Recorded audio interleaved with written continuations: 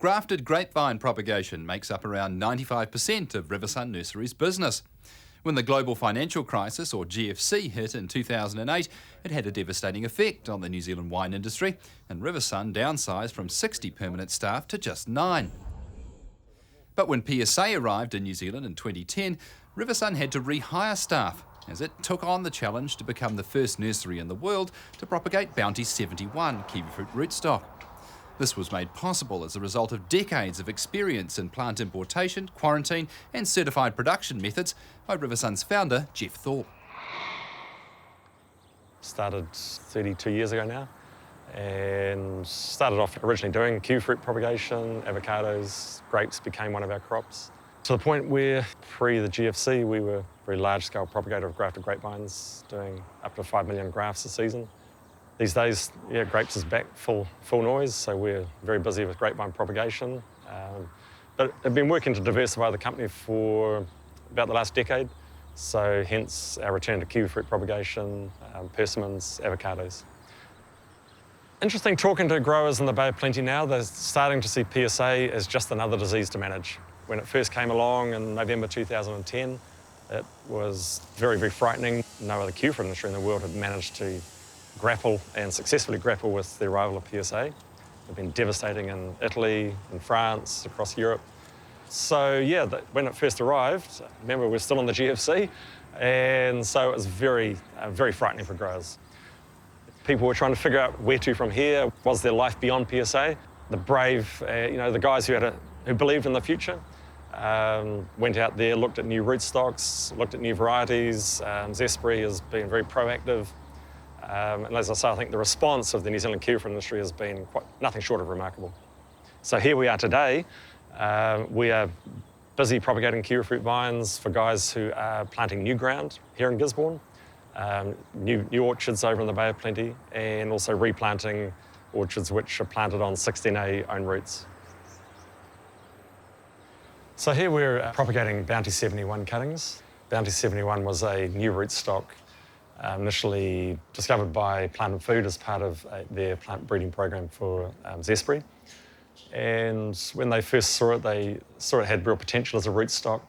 This was all pre-PSA, so it was about its ability to tolerate heavy soils, wet feet for short periods, and also seemed to have increased dry matter. So it looked a very interesting rootstock. It was placed under commercial evaluation in a handful of orchards around the country, pre-PSA. When PSA came along, out in the field, it seemed to show a good tolerance of PSA. Very little in the way of leaf spotting or leaf drop when growing alongside Bruno's or 16A and Hayward. So just about ready to go, propagation? Yeah. Well, we've got root initiation starting to come through now. Yep, that looked great. So we were approached by a couple of leading growers in the Bay of Plenty in December 2011. When we were approached, they said, you guys have got a great track record in quarantine, rapid multiplication, handling and figuring out how to work with new genetic material. So we took on the challenge to learn how to propagate Bounty 71. We worked very closely with Kiwifruit Vine Health, KVH, with the development of a certification program for the propagation of kiwifruit plants in a PSA environment. We'd been instrumental in the development of certification programs for the New Zealand grapevine industry, going right back to the late 90s. And as part of that, I travelled the world looking at certification systems all over the world. Did a lot of work also on the New Zealand avocado industry, development of that standard. So yeah, when PSA came along, KVH were very keen to try and mitigate the risk of PSA being spread around the industry by infected plant material. So traceability is part of that. We've shown the hygiene. Any material we bring into the property is all sanitised. Initially, all our material has only ever come from Gisborne. This year, now that PSA is in the region, we are sourcing grafting material from Nelson through KVH. But all our seed, all our cuttings, anything we bring in is sanitised before it comes onto the property. So yeah, really high hygiene protocols. PSA, it's a bacteria. Now, they talk about the 3 legs of the stool. You need to have the host, the kiwifruit plant. You need to have the causal agent, being the bacteria PSA, and you need the environment. And PSA loves wet and cool. So it's typically an autumn, winter, spring disease. So by growing it indoors, high temperatures, so we get up to 30, 35 degrees each day in here. So PSA seems to pretty much shut down anything above 25. But also, so we got high temperatures, and we don't water them overhead water. All the watering is done below the leaves. We work on the assumption that PSA is here.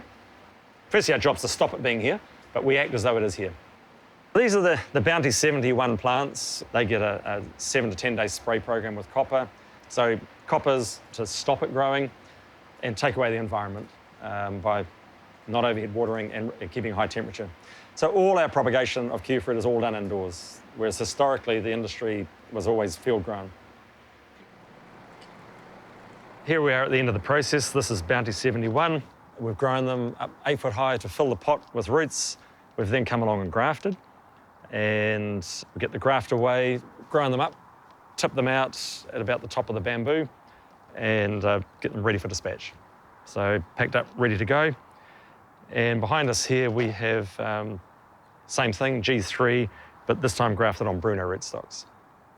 Growers are all wanting us to graft the plants quite high because they know that there may well be something better than G3 coming through in years to come. So the ability to top graft, so they ideally like at least a foot of 30 centimetres, the graft be 30 centimetres above ground level.